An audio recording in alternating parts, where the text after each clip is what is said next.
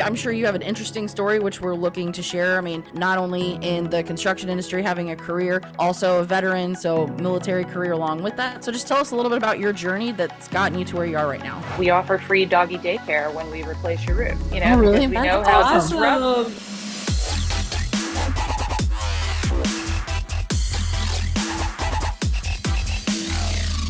Hello, and welcome to another episode of Fuck Your Podcast. I'm Emma Pardo. And I'm Katy Barton. And we are excited today. We have a special guest. We love having female entrepreneurs on the show. So today we have Elizabeth Evans Weiss.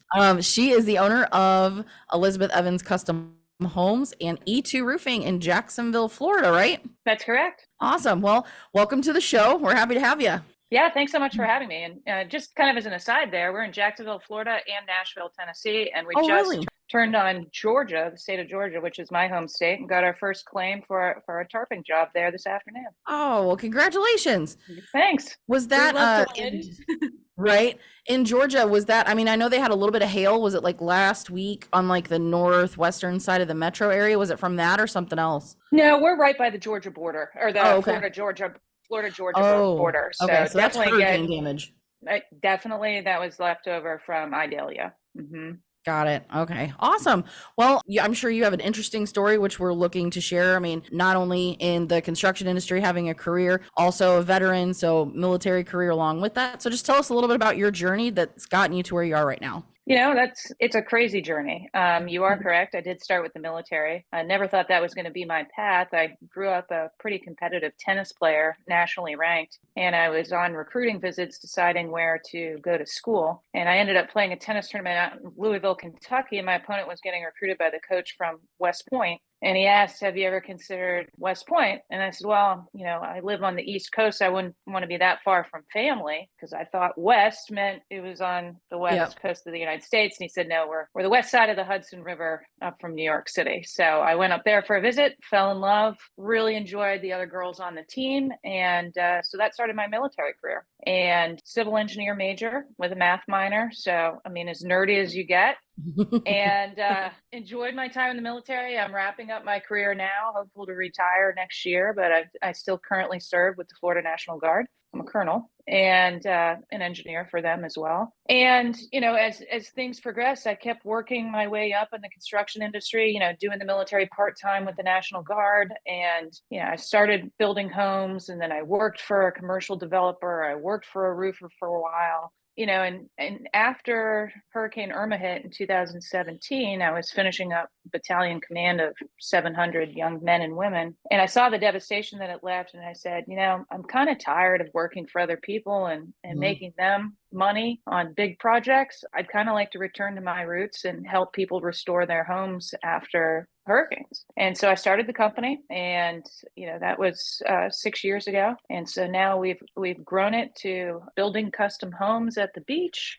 We have a huge roofing division with E2 Roofing, and we do a good amount of insurance build back or restoration to your home, rebuilding your home after a traumatic loss. We're doing one right now that's from a fire. We've got another one that was a flood. And of course, last year after Hurricane Ian, several rebuild claims as a result of the damage that hurricane left. Yeah. Now you're tackling the big stuff.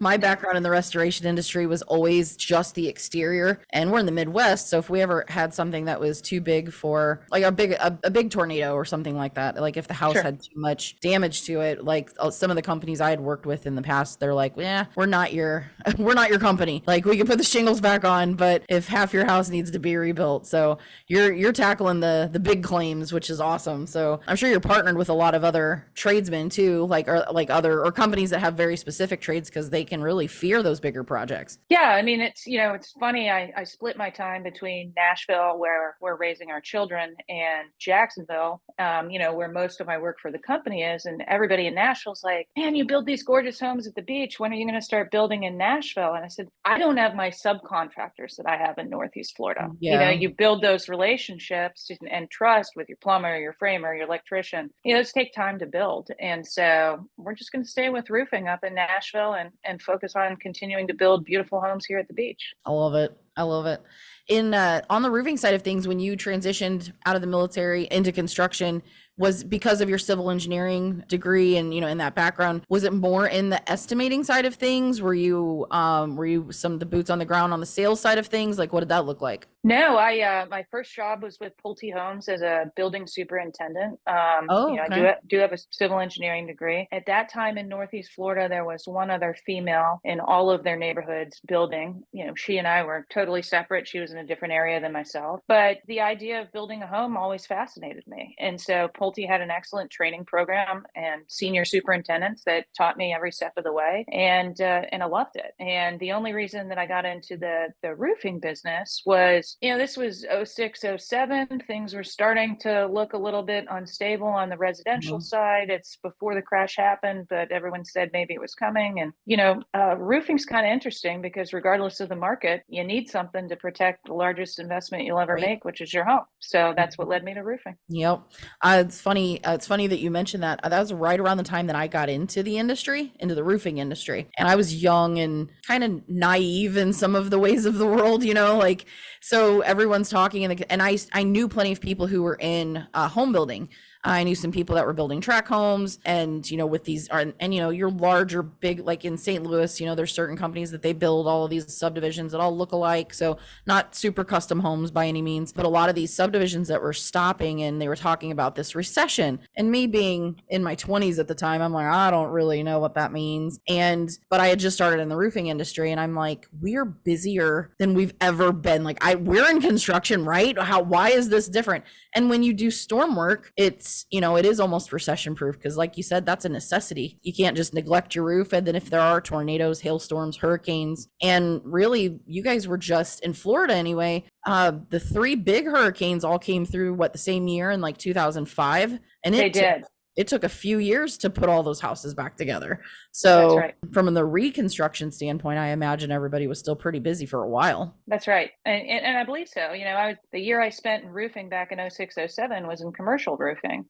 And the only way I happened into that was I had a gentleman contact me. His father had graduated from Annapolis, and he's like, you need a solid person as an operations manager. You need an academy grad. And so I was like, sure, I'll come work for you. And, it was eye-opening. And I think my parents at that point were like, what are you doing? Like, why are you climbing on roofs? Like, you have all this education. But I learned a lot. And had I not spent that year in roofing, fast forward 10 years later, I wouldn't have been able to sit for the roofing exam to become a licensed roofing contractor. So I'm glad I did. I'm glad you brought that up. So the Facebook group that we have, the Women in Roofing group, we try to share all kinds of information. You have people who are just getting in the roofing industry. You have people from different parts of the country who are trying to expand.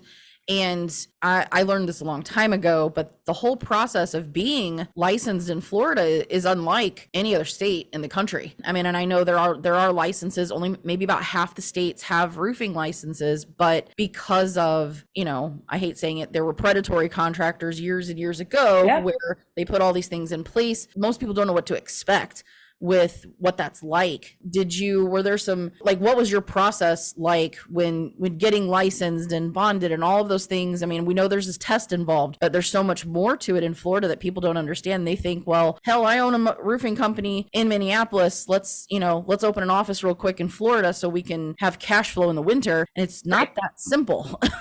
Right. No, it's not. I will say that the general contracting exam was significantly more than the roofing exam. I was working for a company that did commercial refrigeration and did a series of Publix grocery store remodels and Walmart remodels. And we had a superintendent that was the qualifier for the company, and he unfortunately lost his job due to some misconduct. And you have 60 days in the state of Florida to have another licensed general contractor on staff, and I was their director of construction. So just with my military background, it's like, if this has to get done in 60 days, I can't put this on one of my employees. I'm going to go cram and study for this general contractor's exam so that we can continue to function. And so that's what led me to being licensed to begin with. And that's 2 8-hour days back to back with 16 books and a timed test. So it's a lot of material to cover. When I sat to become a licensed engineer, it was 1 day for 8 hours. So, wow. And that's to be a EIT licensed civil engineer, but to be a general contractor in Florida, it's significant. The roofing exam was also significant. That's a full day test plus the business and law. And Right. none of that stuff transfers from Florida anywhere else. And nothing from outside of Florida transfers into Florida. So had to sit for the roofing exam again in Tennessee, got that knocked out. And we just most recently expanded to Georgia, and Georgia does not have a roofing license that's required. Right. So that wasn't difficult, but you can voluntarily sign up for a license. So they're kind of unique. Being someone that absolutely can't like focus to take a test in my entire life. I mean, I can, but like I hate tests. That's amazing. I'm like blown away. Or like all this studying, I'm like, yeah, it's intimidating. Yeah, and you always think like open books better, not when it's timed, and you know, so you've got basically 5 minutes. You have a stack of books this big. Like I've seen it's like the nursing students. You come in with your suitcase, you know, and so you've got 16 books all around you. And if you don't go to the right book to find the answer to that question, and you've burned through 3 minutes trying to find it, you've got 15 more books that you better know which book to go to first. Yeah. That's all I got to say. So it's pretty intense. No, I've always thought of that. Like the further you get outside of either high school or college, and the thought of taking an exam that's stressful, I'm sure there's plenty of people that they're like, now I'll pay a qualifier. And you gotta be careful, you know, like when you do that, right? Like they're supposed to work for you. But I mean, and I know there's other states where there's gray area. Florida, you don't mess around. Like you don't mess around with that stuff in the state of Florida. But yeah, it's terrifying. There's a lot of people who are like, nope, I'll just stay in Missouri. I'll stay in Texas. Well, you know, and it's by state, the permit requirements and the inspection requirements are different as well. So I was kind of astounded when I started putting roofs on in Nashville a couple of years ago, because although they require a license, there's not a permit and nobody inspects. Right. So, you know, that's my value add to a homeowner is, you know, hey, I'm licensed, you know, in Florida, and we have an inspection when we tear off. They check the nail pattern. Then I have an inspection when we put the new roof on. So if anybody you should trust to do your roof correctly, it would be us. I was going to say, Florida homeowners better be real secure with that investment.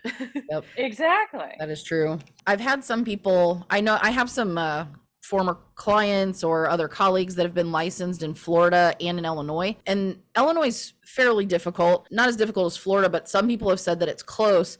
The thing that's frustrating about Illinois is that it's kind of that same thing where you have to pull a permit, but it's not always inspected. And then that's different from township to township. So you might be working in a town with a population of like 11,000 people where they're like, nah, but then you move to the town next, which only has like 6,000 people. And they're like, oh no, we need to come out and inspect it twice. It's like, what? And so just navigating that. It's crazy because we, you know, obviously the company started, you know, with myself and one other person, and we've expanded over these past, you know, 6-7 years, and we keep expanding the geography that we service for our insurance partners. And so, you know, thank goodness for having a staff of great people that are willing to learn, because every town, every county that you go in, it's a different protocol. It's a different website. They're doing electronic permitting. It's a different way to request your inspection. So we're constantly learning over here. Yep. That, and I always tell that to people if they think the roofing industry is boring, you know, like if you're hiring in somebody who's maybe not as much of like if they're in a role that's not as construction technical, you know, they don't necessarily have to have all the roofing knowledge or the construction knowledge. I'm like, no, like it's always evolving. Like you have to be willing to adapt. You have to be willing to learn something new, and especially if you do restoration work. So take the construction side of it and combine that with hoops you have to jump through with insurance companies and how that changes every single year, and mortgage companies and all the things that are associated with that. And you have to have, I 100% agree. Like you have to have people who are just willing to learn. The permitting side of things, I'm working with a client on the other side of the state for the Fort Myers area. And I helped a company open a location in Jacksonville back in 2017. And I remember the permitting process. I spent 2 weeks, almost 2 solid weeks, templating the paperwork, organizing it by county, and typing out the process so that way someone could handle it. And there are a lot of permit running services. What I've seen now since COVID and you had everything change is that there are a significant amount of places that you can do them online. Have you seen a benefit to that? Has it does it work kind of the same way with some of the GC? Because I know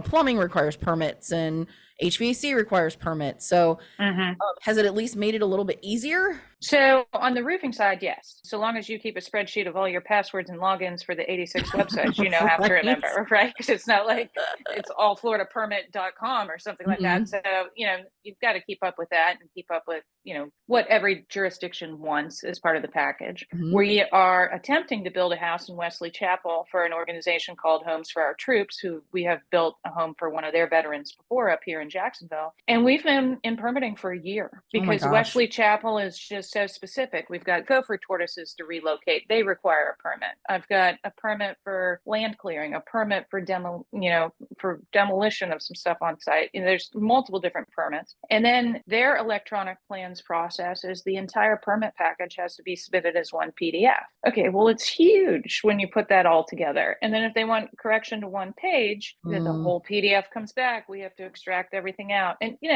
so the electronic permit on the GC side, not as seamless as the roofing side.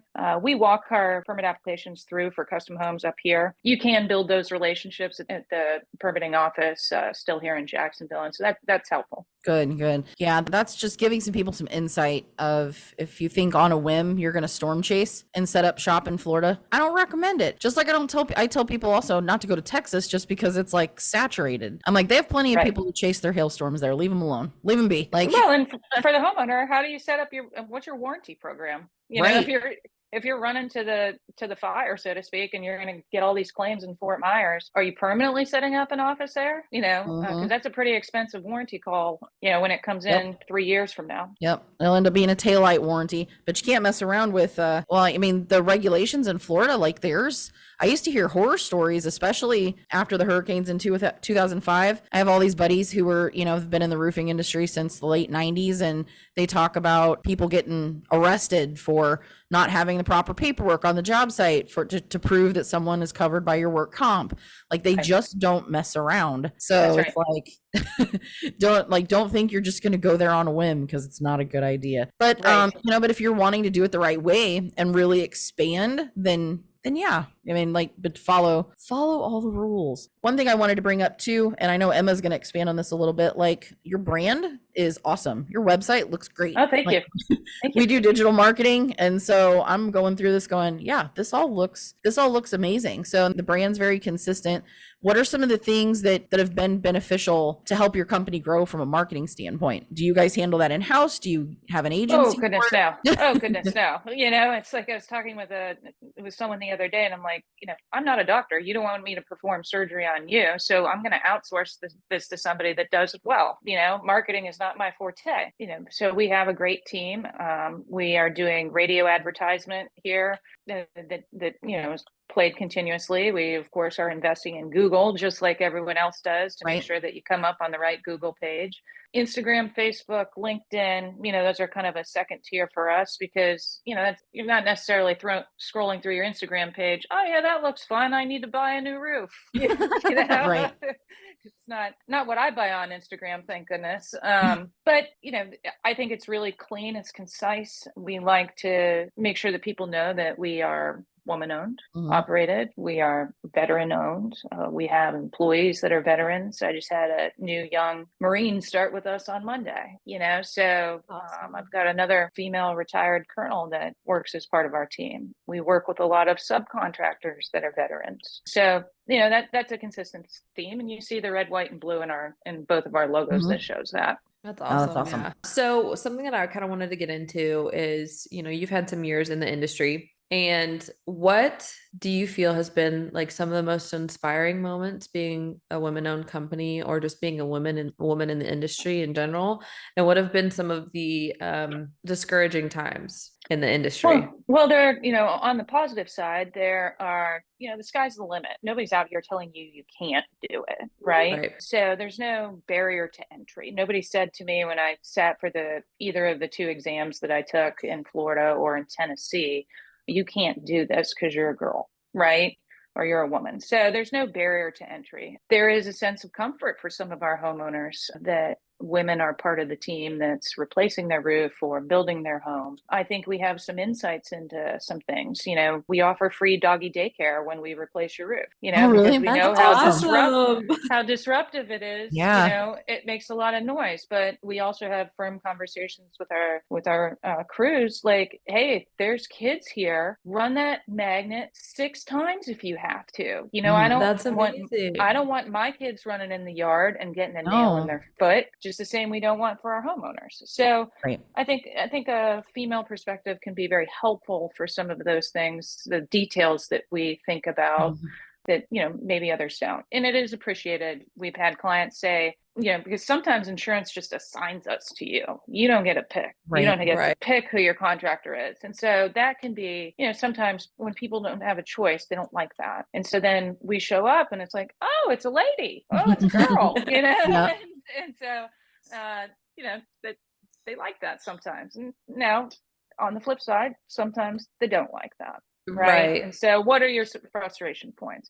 Well, how would you know how to build a house? You're a girl. You know, how would you know how to be a roofer? Can you even lift a bundle of shingles? I can. I don't like it, but I can. Right. You know, so that there is a thought process with some people that's, you know, both obviously being a builder and being a roofer. Those are male dominated industries. You know, kind of that what could you know? And so you kind of have to win some of those prejudged notions over, you know, through conversation. Right. Trust Absolutely. me, you're like your 5'6" male roofer doesn't like lifting a bundle of shingles either, but you know. Right. That's the thing, is like women are capable, right. you know, just as much as men are incapable. I picked up leftover bundles of ridge cap from a roof that I did in my swimsuit. That was not smart, but it had to get done. So that's right. So we just I think that's amazing though, from a marketing standpoint, being able to offer things like doggy daycare, like that wins me. I'm a huge dog person, and we have a Great Dane and a German Shepherd. We have a great chain here in Jacksonville called Pet Paradise. We'll set you up there, but I also know people have their preference. So if you don't want Pet Paradise and, you know, your dog is normally comfortable at this other border that he goes to, fine, just give me the bill, I'll pay it. You know, the whole thing is, we know it's intrusive to come and replace your roof. It's loud, it's disruptive, there's a dumpster, you know, you had to put tarps all over my shrubbery, you know, so that stuff doesn't get hurt, my air conditioning unit. It's disruptive, but I mean, there's not really a way around it. So we just try and accommodate. And, you know, the running joke is, we'll put your dog in daycare, but we can't put your kids in daycare. So hopefully they go to school. Right. So. Speaking of, childcare is ridiculously expensive. Oh, for sure. For sure. You know, I don't think we'd make the margins we need to make if we started signing up for childcare too. Offering 2 days of childcare. First of all, finding a place that would do it. Second of all, I bet the price would be astronomical. That's right. Thinking from like a marketing standpoint, that's like amazing to be able to say, like, it's not only like kind of something that makes you stand out, but it's something that is just like, it really shows that you care for the people that you're working for, you know. Well, and I, you know, my sister married a guy, and I love him to death, Anthony, and he's an animal lover, and they have had dogs. They have a cat that just won't quit. Right, this cat's like 18 years old. Cat's always mad at you. I'm the only person the cat likes, and I'm deathly allergic to cats. And I said, yeah, we'll offer doggy daycare all day long. We are not putting cats in daycare. Like the cat's going to be mad regardless. So just let the cat be. Yeah, let the cat be mad at home where you don't have to pick it up and get scratched to death. Exactly. No, I couldn't be a cat person to save my life. I've tried. I just can't do it. I can't. But no, that's awesome. And yeah, I would say, you know, some of the ladies in the women in roofing group have pointed that out, some situations where it seems like the common discouraging point would be, it's going, oh, you're a woman and you're replacing, like, do you even know how to do that? Are you even capable? And it's not like it happens so often. It still happens though. So it's definitely frustrating. You know, sometimes I've showed up on job sites, right? Like, it just happened to be in the area. Let me go by and see how the crew's doing. Let me just show up. And maybe they hadn't, you know, most of my roofing clients never meet me, right? It's just not the role that I fill in my company at this point. And, you know, I show up and they're like, who are you? And I'm like, I'm Elizabeth. You know, nice to meet you. And they're like, what are you doing here? I said, well, I'm just checking on the crew, you know? Yeah. Well, how's the crew do with you? And I finally get to the point where I just get so frustrated. I'm like, my name is on the door. I own the company. I'm allowed to check on the crew while they're doing your Right. roof. Right. Oh, and I'm like, Yeah, I feel, this just reminds me, like, I've said it before on the podcast. My mom and my stepdad own a bowling alley in St. Louis, Missouri.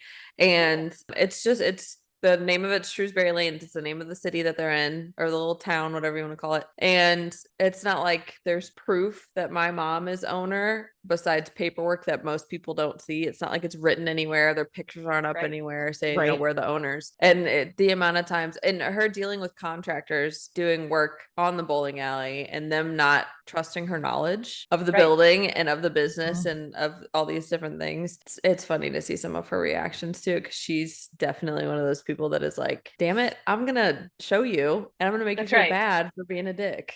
There you go. Yeah, there was somebody in the Women in Roofing group just the other day. I was going to pull it up. It's kind of like, do you remember I've said this, I think I've talked about it on the podcast. I recruit in the roofing industry, and I've only had one time where a man who owned a roofing company was very adamant about, I will not hire a woman as a roofing sales rep. Like, he was just blatant upfront about it. I'm like, okay, like, I don't need to hear it, but okay. So, and his reasoning for it was behind, he's like, well, how's she going to set up a 40-foot ladder? And I'm like, how many men have I seen actually set up a 40-foot ladder 100% by themselves? Like, that's still uncommon, like it's a big deal. So, I mean, if you take, most women are, just physically, if they're physically smaller, you're talking a ladder that can weigh close to what you weigh, trying to set it up, and just the leverage of setting it up. And there was somebody in the Women in Roofing group where she's like, I sometimes struggle with a 27-foot ladder, like, getting it off the truck, setting it up. And she goes, it's not that I can't do it, and it's not that I don't want to do it. She goes, but it can be embarrassing, if I'm sitting, if I'm in front of someone's house. Like, she was being very honest about it. And she was like, what do you guys do? Like, what are some other suggestions? And the women in the group gave a ton of feedback as far as, use this kind of ladder, because this can get you up on 80% of the roofs that you're likely going to inspect. Get a couple telescoping ladders, get a telescoping ladder backpack. Like, there's so many different options, because I just like seeing them help one another. But that's the only instance where that's the only time where I've ever had anybody blatantly tell me, I won't hire a woman because she can't set up a 40-foot ladder. And I'm like, look at what you're missing out on when you could look at all the other options you have to have women on your team. And like you said, in my experience, they end up having not always better, but like, people let their guard down a little bit more when there's a woman at their home, especially 9 times out of 10, the women in the home are the decision makers of, like, they're going to have the final say on what happens at the house anyway. So they let their guard down, and you have a little bit better experience, and just being able to have that many more people in the job market to potentially work for your company. So especially in today's job market. Yeah, we're still in a job market where it's difficult to find quality people that want to work. So I think if you exclude any demographic from your search, you're missing out. You know, I will say that, what I've seen in myself, what I've seen in other females that have worked in the construction industry, is you're going to work harder because you went years trying to be an equal, to be looked at in the same sense. So I think he's definitely missing out, just like if he didn't want to hire people over the age of 40, or he didn't want to hire somebody that was bilingual. Like, I think anytime you exclude any demographic, you're being short-sighted, and the only person you're hurting is yourself. Right. That I 100% agree. And then some of the things like you talked about, are there any other types of, somebody who's been in the roofing industry for some time, there's so many different methods to market. There's so many different ways to position yourself, set yourself apart, like the doggy daycare thing being one thing that you offer as part of your customer experience, because that's going to get you more referrals. It's something different that other people don't offer. But then also I see right now, there's so much opportunity in the digital space, and a lot of people have transitioned to that as far as your SEO and your websites. And obviously that's what we do. So we preach it, we high five, we cheer everybody on that's doing it. But then they kind of abandon some stuff that's super low cost or no cost, or things that might take just some sweat equity that can keep you relevant in front of either past customers or past prospects. And so we did a whole podcast with another female from the roofing industry who's been in a really long time. And we talk about a lot of non-traditional marketing methods where if you just layer that into your marketing, your overall marketing strategy, you can see it like continued growth every year. You can just maximizing things you've already paid for. You paid for that contact at some point. So how are you staying in front of them? How are you staying relevant? Are there any tips that you could give to, a newer roofing company owner? That's something that you've seen success in, or that you've done that's helped with continuing generating leads, referrals, anything like that? Yeah, have a referral program, right? If you don't have one, right, and make it cash, not a gift card to someplace that you think that they'll enjoy. Have a referral program so that one contract leads you to multiple contracts. Don't put a limit on it. If they want to refer you to 10 people, great. So I think that's something. Get credentialed with the insurance companies. Go through the process. The time stake. I mean, it's a time. It sucks time, but it's worth it. Go through that process so that you're now an eligible vendor to receive the opportunity for claims, right? I think those two are relevant. Wrap your vehicles. I've got employees driving all over Jacksonville, and I've got friends that text me and say, I just saw another one of your company vehicles driving around. So it just keeps people see it, right? I think those are all good things. We just started radio. I've not done radio in the past. I did radio in the Nashville market, and we're doing it now. And the ad comes on multiple times a day. And the biggest thing that separates us from other roofing contractors in Jacksonville is you can get your roof instantly quoted on our website. So there's a little toggle there. It's called Roofle, and you type in your address and it pulls up your house, and you've got the opportunity of good, better, best for your shingles that you pick from, and you put in your name and your phone number and your email address, and it's instantaneously sent to your email. So, you don't even have to talk to us. Now we're going to follow up with a text message and an email and say, hey, I saw you just got your roof quoted. If you have any questions, let me know. I'd be happy to talk to you about it. Being able to not have to deal with a salesperson. I hate it at my own house. Like, we've got to get, the air conditioning fixed. Okay. So the guy's going to come out and he's going to sell me on upgrading the air conditioning, or, we got to replace the windows. The guy's going to come out, or gal's going to come out and give me this 30-minute presentation on all the different windows I need to do.